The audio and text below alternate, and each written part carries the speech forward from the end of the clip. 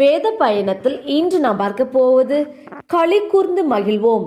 118 சங்கீதம் 24 இது கர்த்தர் உண்டு பண்ணின நாள், இதிலே களி கூர்ந்து மகிழ கடவோம். எனக்கன்பான தேவச்சனமே, இந்த நாள் கர்த்தர் நமக்காக உண்டு பண்ணின நாள். இந்த நாளில் நாம் களி கூர்ந்து மகிழ கடவோம். வீடு கட்டுகிறவர்கள் ஆகாதென்று தள்ளின கல்லே மூளைக்கு தலைக்கல்லாயிற்று. அது கர்த்தராலே ஆயிற்று. அது நம்முடைய கண்களுக்கு ஆச்சரியமாய் இருக்கிறது. கர்த்தர் நம்மை பிரகாசிப்பிக்கிற தேவனாய் இருக்கிறார். அவரே நம்முடைய காரியத்தை வாய்க்க பண்ணுகிறார். கர்த்தர் நம்மை ஆலயத்திலிருந்து ஆசீர்வதிக்கிறார்.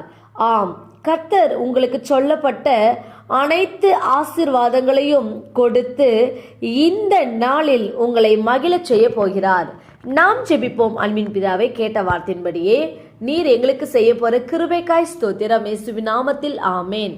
கர்த்தர் தாமே இந்த வார்த்தைகளை கொண்டு உங்களை ஆசீர்வதிப்பாராக. ஆமேன்.